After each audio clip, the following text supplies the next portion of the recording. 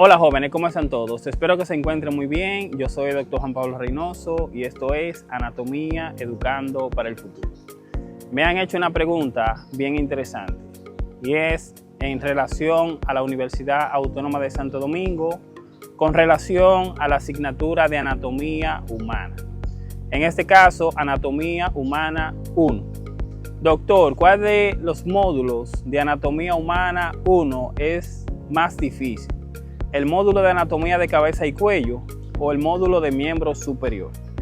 Vamos a responder esta pregunta. Espero que les sirva de bastante ayuda este contenido y aprovechen las informaciones que estaremos dando por esta vía. Sin más preámbulo, comenzamos. Bien jóvenes, esta pregunta es un poquito interesante.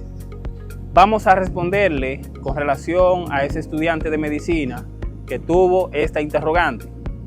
Bien, lo que veremos en el módulo de miembro superior serán básicamente las estructuras relacionadas con miembro superior. Vamos a ver primero la parte ósea. Hablaremos ahí de la cintura escapular. Veremos acá cuáles son las superficies que tienen estas estructuras. En el caso acá de la clavícula y en el caso del omóplato o escápula. Luego veremos el húmero como hueso. Entonces el húmero veremos todas las superficies que tiene. Después de ahí pasamos a cúbito y radio, relacionando acá todas las superficies también. Luego pasamos al esqueleto de la mano, donde estaremos viendo los huesos del carpo, los huesos del metacarpo y las falanges. En el caso de las articulaciones es un poquito más complejo poder recordar esa parte de las articulaciones, tener en cuenta los diferentes tipos de ejes que tienen esas articulaciones y el movimiento que me permite.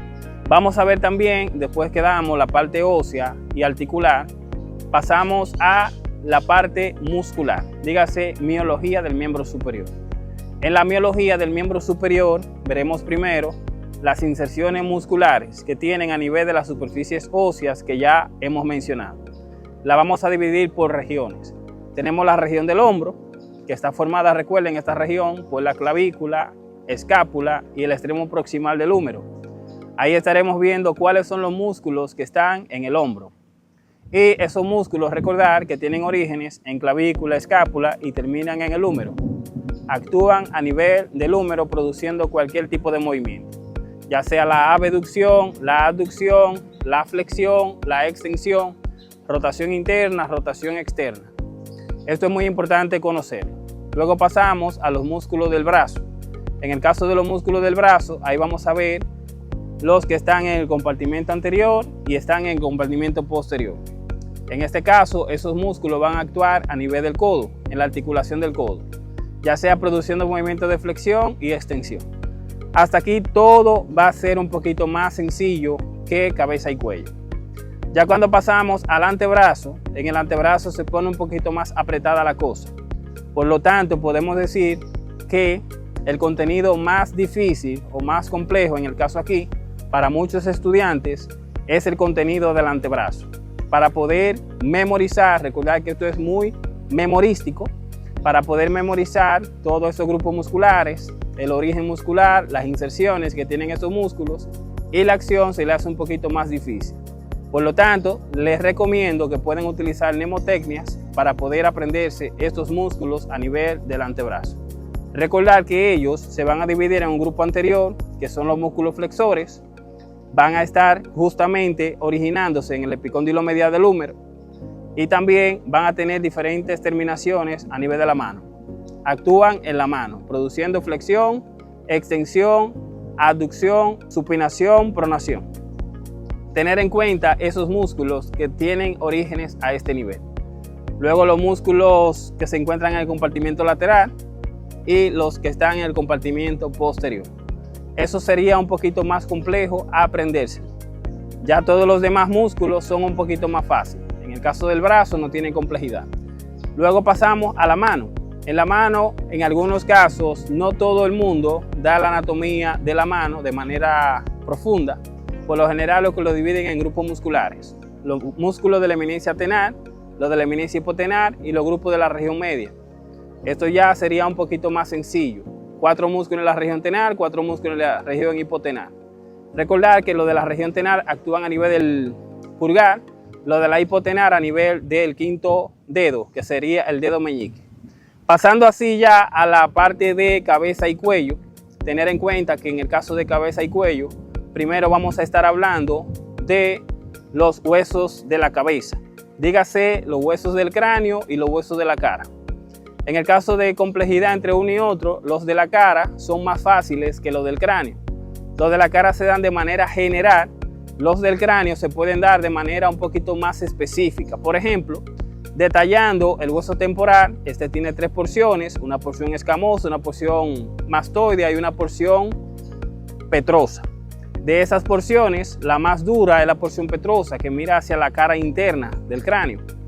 Tener en cuenta también que luego de que se habla de generalidades de los huesos del cráneo, primero se comienza con la bóveda craneal, hablando ahí de la característica que tiene, y luego terminamos en la base del cráneo.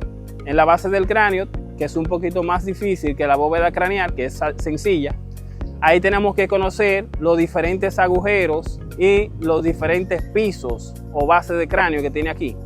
Recordarle que si se aprenden esos agujeritos del cráneo, que son un poquito más complejos, memorizar todos esos agujeros, les recomiendo que vayan por diferentes pisos. Piso craneal anterior, craneal medio y craneal posterior.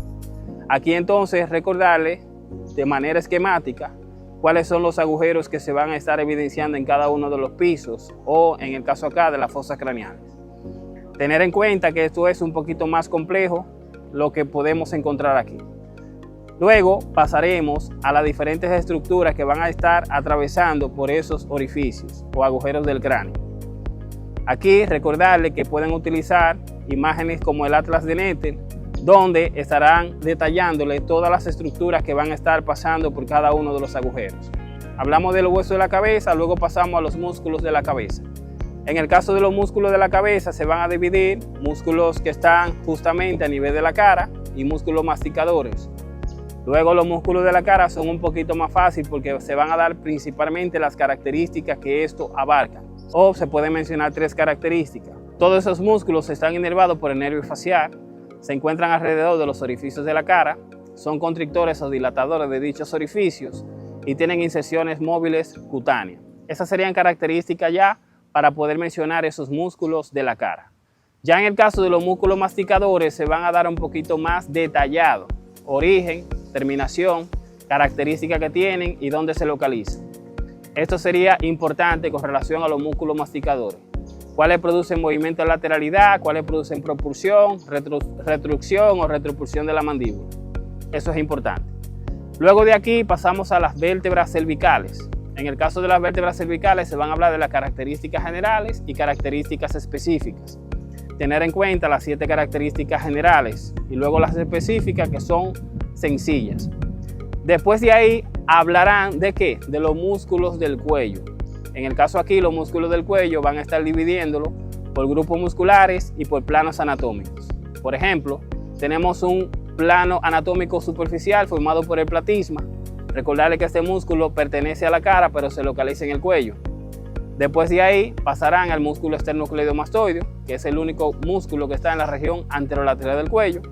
Después de ahí, recordar los músculos de la región suprayoidea e infrayoidea. Y luego hablarán de los músculos del plano profundo medio, que son los músculos prevertebrales. Aquí se le hace un poquito más difícil aprenderse los músculos del cuello.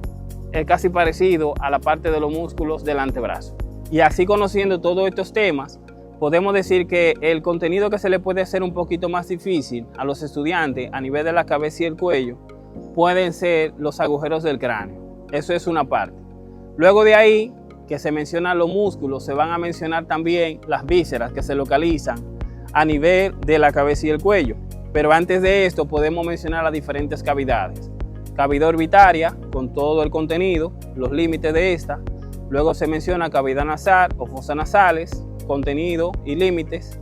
Luego de ahí se puede mencionar la cavidad oral, con los límites y el contenido de esta. Después de acá se menciona también cavidad oral con las glándulas salivales.